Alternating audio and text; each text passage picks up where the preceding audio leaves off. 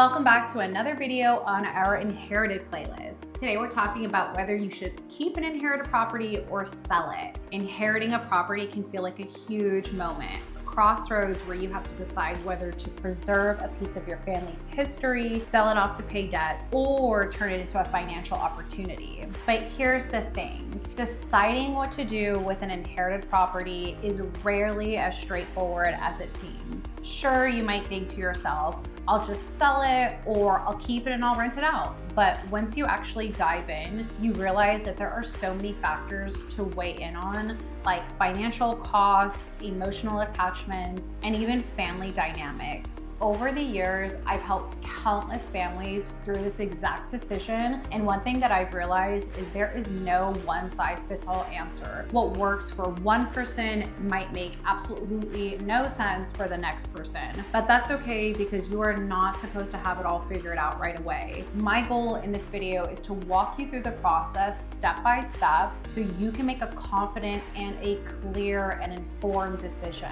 So here's what we're going to cover in today's video. We'll start by looking at your financial position, what debts or costs are tied to the property, and then we'll dive into the property itself, its value, its condition, and what it may actually take to rent it out or to sell it. After that, we'll tackle the emotional and the practical factors, because let's face it, this decision is not just about money. And then we'll talk about local market trends. Is now a good time to sell, or should you just actually wait it out? And finally, we will break down the pros and the cons of selling the house versus keeping it, so you can actually weigh out your options clearly. So by the end of this video, my goal is that you have the clarity to decide whether selling the inherited property makes more sense for you or actually keeping in your family makes more sense. So let's go ahead and get started. Step number one is to understand your financial position. All right, let's start with the numbers. Inheriting a house might feel like a windfall, but before you can decide what to do with it, you've got to understand the financial side of things. What debts are actually tied to this property? First things first, does the house still have a remaining mortgage? Are there liens like unpaid property taxes or contractor bills that need to be caught up on? These are really important questions because any debts tied to the property do not just disappear because you've inherited it. Now they become your responsibility. For example, let's say the house is worth $300,000, but there's a $150,000 mortgage and a $20,000 lien for unpaid taxes. That means that you now have $100,000 in equity. That's the amount you walk away with if you sold the house minus expenses and closing costs. But here's the catch. If the house is worth less than the debts, let's say the house is only worth $150,000, now you're looking at a situation where selling the home may not actually feel worth it. In that case, you might want to explore options like a short sale where the lender agrees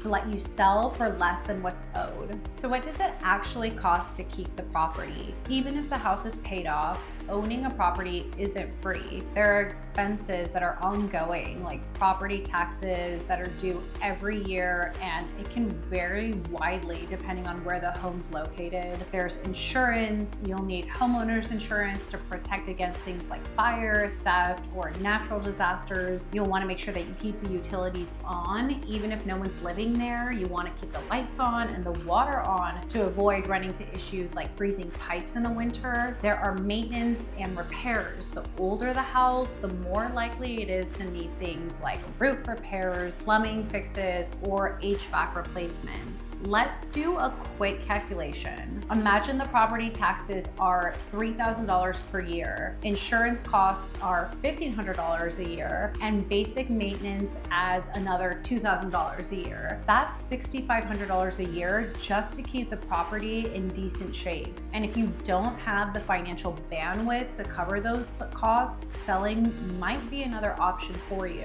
So what's your financial situation? Now think about your own finances. Are you in a position where you need cash right now? Well, selling could provide a lump sum and you can use it to pay off the debt, cover any medical bills, or invest it somewhere else. On the other hand, if you're in a more financially stable position, holding onto the property might make more sense, especially if it's in a high growth area where property values are likely to increase. So this is where I always tell people to take a hard look at their priorities. Are you trying to build long-term wealth, or do you need immediate financial relief?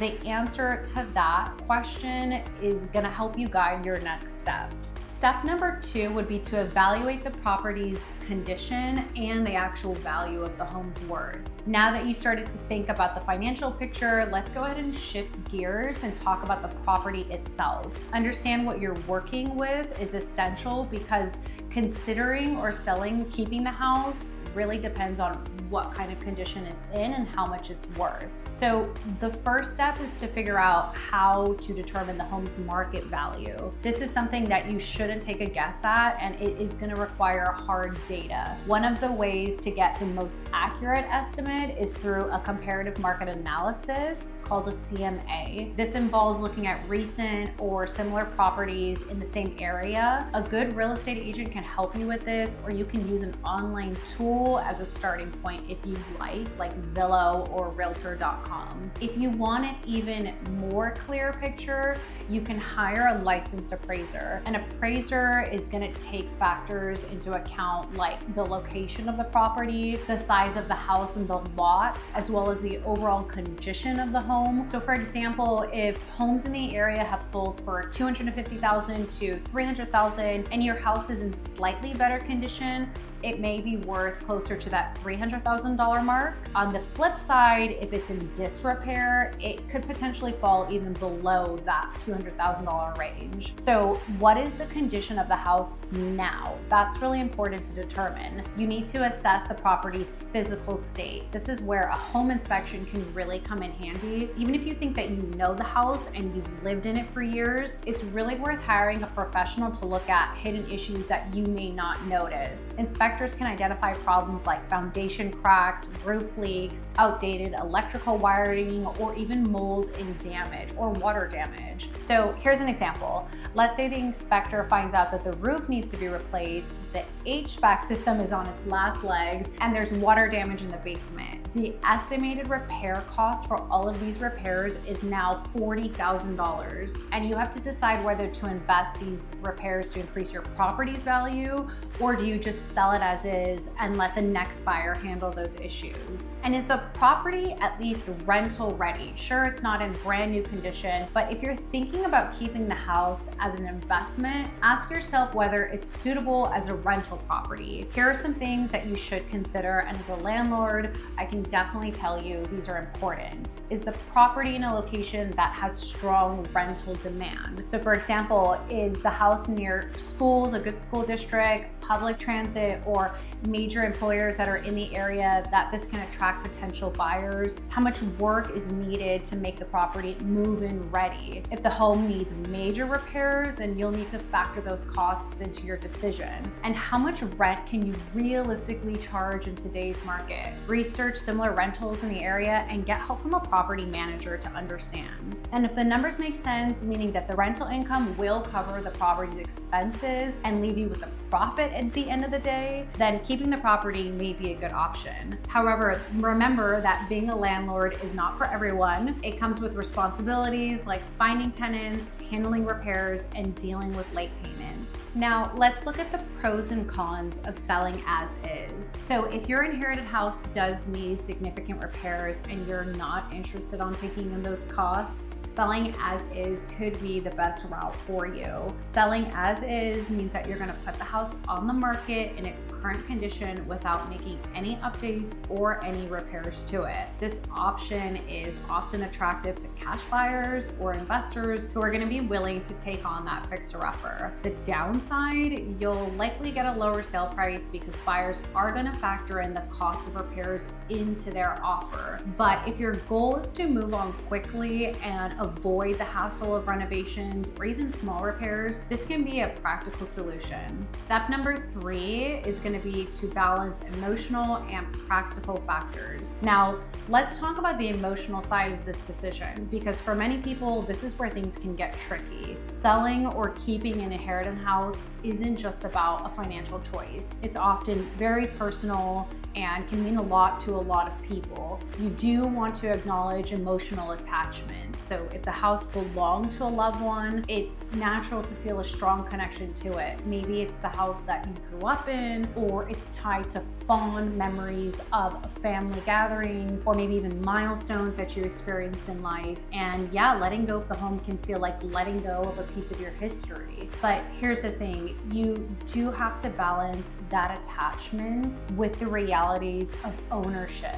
You have to ask yourself some really important questions. Can you afford to keep the house without creating financial stress or a financial burden on yourself? Is maintaining the property realistic, giving your certain lifestyle? Will keeping the house help preserve your loved one's memory, or will it instead create new challenges for you? Sometimes the best way to honor those memories is to focus on what's practical. For example, if the house requires expensive repairs or is far from where you actually live, it might be the better option to actually sell. You can still preserve your connection by keeping a few meaningful things or items from the home, and maybe even creating a scrapbook or photos or stories through Etsy. Family dynamics can complicate things, and of course, if there are multiple heirs, deciding on what to do with the property can make it even more complicated. One sibling might want to keep the house while another prefers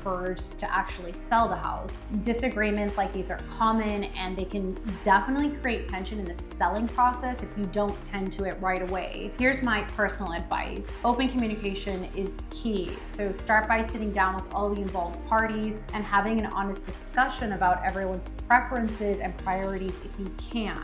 And ultimately, if you're struggling to reach an agreement, consider bringing in a neutral third party like a mediator or a probate attorney. I've definitely seen that. In some cases, a buyout agreement can be a solution. So for example, if one sibling wants to keep the property, they can buy out the other shares at a fair market price. And this does allow everyone to walk away feeling like their interests were respected. It's important to think about practical implications as well. So even if you're emotionally attached to the house, you do need to consider how it fits into your life now and in today. If the house is located far away from where you live, trust me, maintaining it can become a logistical headache. Think about the time and effort into managing a property remotely, finding tenants to live in that property, coordinating repairs, or handling emergencies from miles away, especially out of state. I've worked with clients who initially kept an inherited house because of sentimental reasons, only to realize a few months later that the stress and the costs outweighed that emotional value.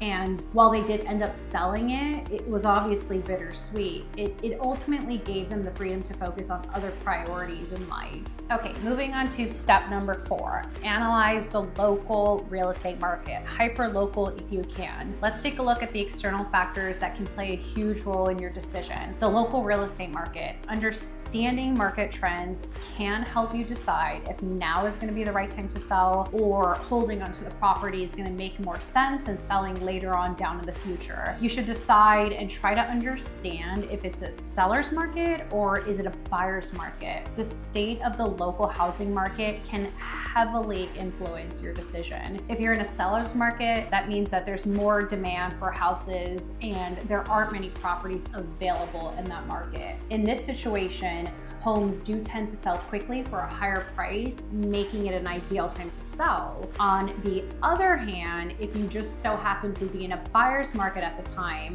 when there's a lot of inventory in the market, there's not going to be enough demand. And in these conditions, buyers are going to have the upper hand and you're going to struggle to get that competitive price that you may be looking for. So if you find yourself in a buyer's market, holding onto the house for a while or even just renting it out could be a smarter better move, and again, selling on later on in the future. So to figure out what type of market that you're actually in right now, you should check several things. You could look at the days on the market, the DOM. So if homes are selling in your area within a few weeks, then most likely you're in a seller's market. If they're sitting on the market for months, it's probably a buyer's market. You're gonna wanna look at the sale to list price ratio. So are homes selling to or close to their asking price? Are they selling above that asking price? If so, that's another strong indication that it's a seller's market. And how does the location affect the value of the property? So we all know location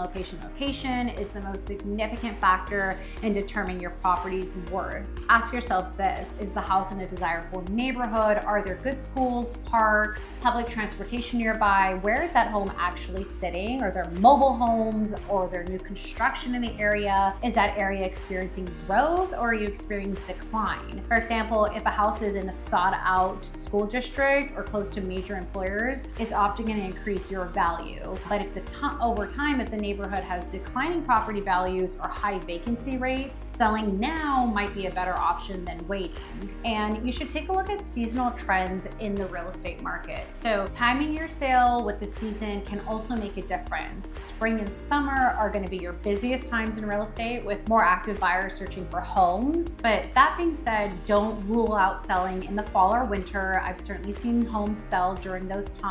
There may be fewer buyers during those seasons, but those buyers who are looking for properties during the Christmas months and the holidays, they're going to be a little bit more serious, and hopefully you can use that to your advantage to aim for a quicker sale. And market conditions and holding the property is important. So if you find that conditions aren't in your favor right now, once again, hold on to the property and rent it out until things improve. This is going to allow you to potentially generate that income in the meantime while waiting for a better time to sell, provided that it's easy for you to manage or you have good property management in place. So for example, if the real estate market is slow, but you know that a major employer is coming into the facility next year, you know that that's going to increase the value and that's going to increase the demand for housing. So you could take a look into that and decide whether you want to hold on to it for a while. Step number 5 would be to weigh the pros and cons of selling versus keeping. So we've covered a lot up until this point, but now that we've covered financial, emotional, and market factors, it's time to lay out the pros and cons of selling versus keeping the property. This is where all the pieces are going to come together and hopefully help you decide which path is going to make the most sense for you and your family situation. So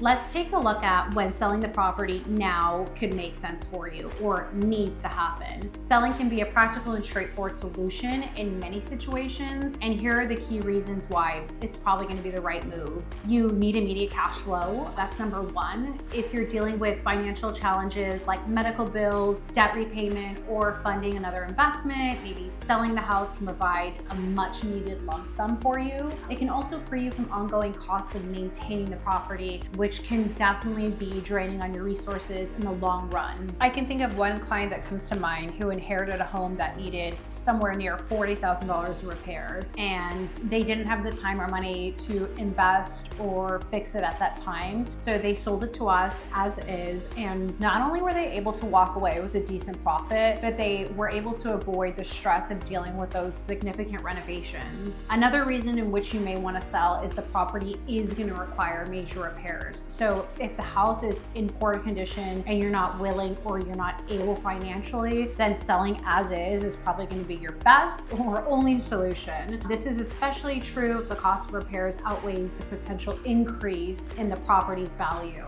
If it's a seller's market, another reason why you would want to sell, if the local market conditions favor sellers, then you may be able to sell pretty quickly and at a premium price. This would be a really good opportunity for you to maximize that return without holding onto the property longer than may be necessary. And if you don't want a responsibility of owning the property outright, let's face it, owning a home, especially a home that you don't live in or a home that's out of state or out of sight, does come with a lot of responsibilities, from maintenance expenses to property taxes, and the cost and time commitment can just add up. Selling allows you to move on and focus on other priorities in your life. So let's talk about when keeping an inherited house actually makes makes sense. On the other hand of all of that, keeping the inherited property can be a smart decision if it aligns with your long-term goals and your financial capabilities. Here is when holding onto the house might be a better option. So if the property has strong rental potential, like we already discussed, if the house is located in a high demand rental market, it could become a reliable source of income for you. Rental properties can generate a steady cash flow while that property appreciates over time. I remember a client that I worked with who inherited a family house that was near Chattanooga University, and instead of selling, they decided to turn it into a rental property for students. Not only did that income actually cover their expenses, their mortgage,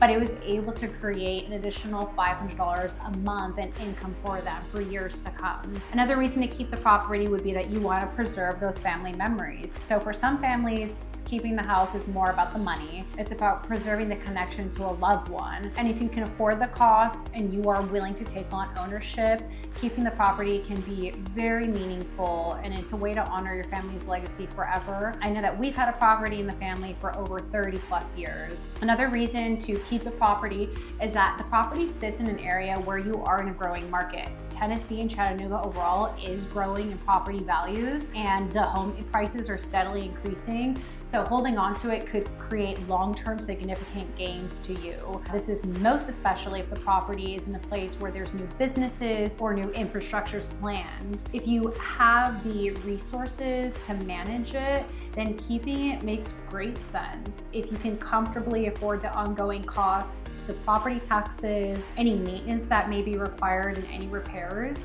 and you're financially stable to work the numbers in your favor, then holding onto the house can be a really wise investment for years to come. So you should really weigh out your options. When deciding between selling and keeping it, it's important to ask yourself these questions. So I like to ask myself, what's my financial situation right now? Do I need immediate cash, or can I afford to take a more long-term approach? What's the property's condition? Does it need repairs, or am I willing to sell it as is just for a quick sale? What's the market like? Is it a good time to sell, or should I wait for better conditions? And really important, am I emotionally attached to this property right now? Will keeping the property give you more peace than deciding to sell it, which may create unnecessary stress? What are your long-term goals? What are your family's long-term goals? Do you want to use that house to generate income, or would selling it actually put you guys further and free you up from other debts or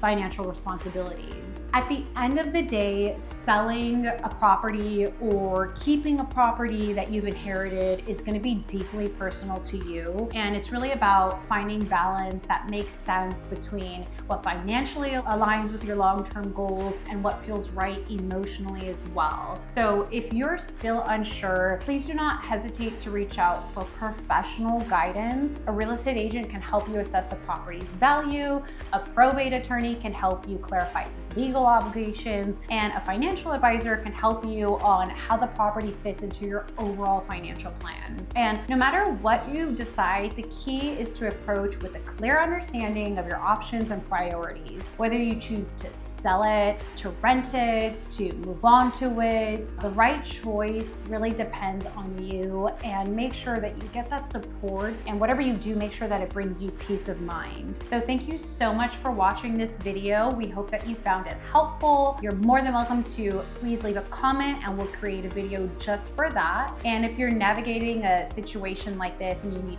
personalized advice to you, please feel free to reach out to me. I am Molly with Cash Out on My Home, and since 2017 we've bought over 300 properties across Tennessee and Georgia. We would love to help you, and please check out our inherited playlist, which I'll link up here. You can watch more videos, and the next video we're putting out is how to actually sell your inherited property. How do you prep a home and get it ready to throw on the market and make sure that it is sellable? We'll see you there.